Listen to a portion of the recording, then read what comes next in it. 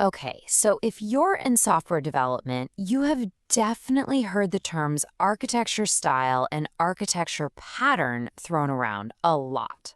They sound so similar, right? But honestly, the difference between them is absolutely crucial for building great software. So let's just clear this up once and for all.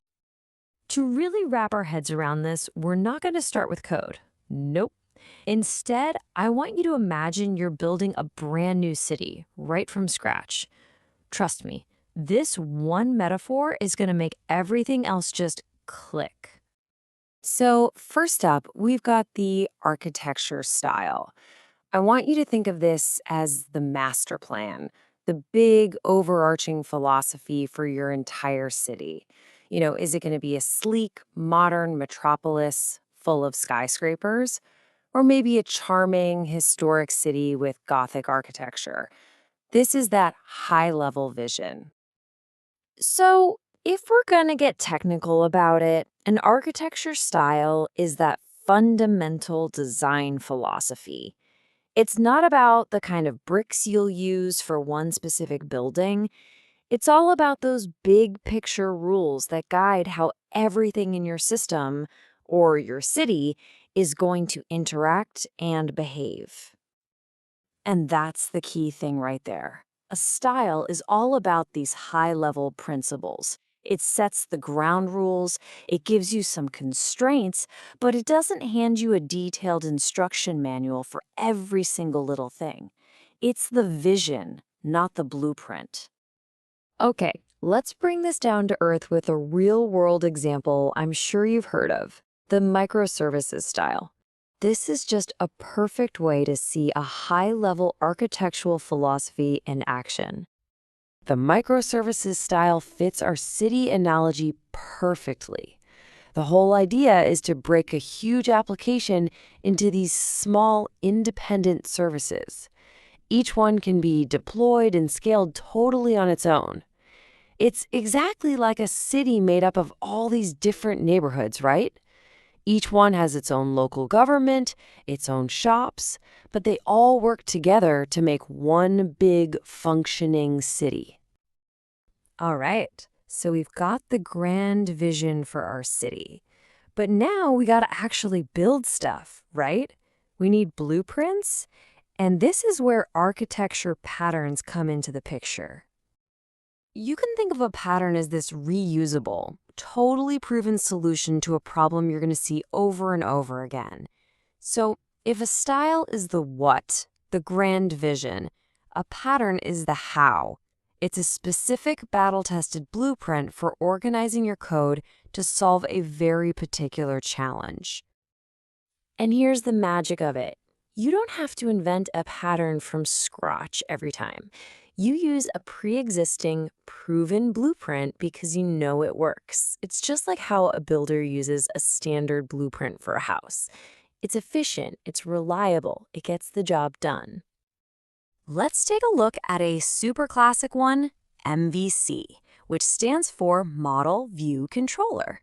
This is a perfect example of a specific blueprint for a very specific problem, the problem of keeping your user interface code separate from your business logic. So what MVC does is it splits the job into three clean parts. You've got the model, which handles all the data and the business rules. You've got the view, which is just what the user sees on the screen. And then you have the controller, which is like the traffic cop in the middle, taking user input and telling the model and the view what to do. And the best way to think about this? A restaurant. Seriously. Let's break it down. The kitchen, where all the food is actually cooked based on the recipes, that's your model. The beautiful plate of food that gets presented to you at your table, that is the view. And the waiter, who takes your order, brings it to the kitchen, and then brings the food back out to you, that is your controller. It's a perfect system for a very common problem. All right, we've talked about style, we've talked about pattern. Now for the main event. Let's put them head to head, side by side, so the differences become absolutely crystal clear. First up, scope. A style, it's huge. It's a whole philosophy for your entire system. But a pattern? Super specific. It's just a solution for one single problem. Next, flexibility. A style just gives you guiding principles, so you have a ton of flexibility. A pattern, on the other hand, it prescribes a pretty specific structure, so it's way less flexible. And finally, applicability. A style can be applied to all sorts of different systems, while a pattern is really targeted for a very specific type of challenge.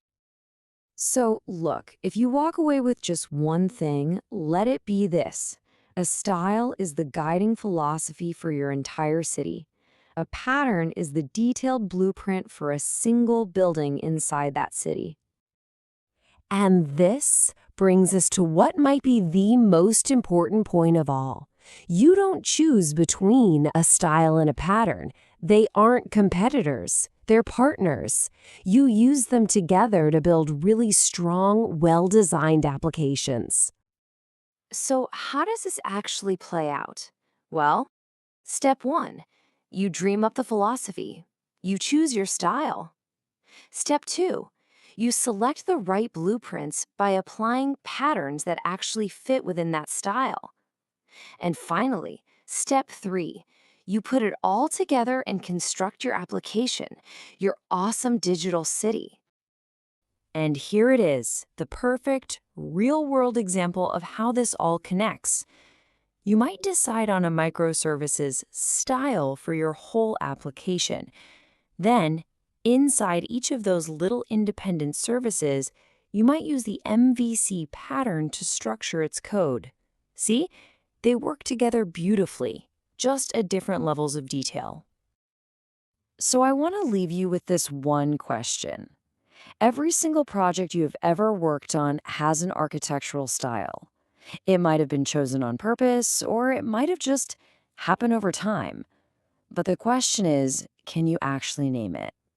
Because understanding your project's core philosophy, that's the very first step to building a truly great digital city.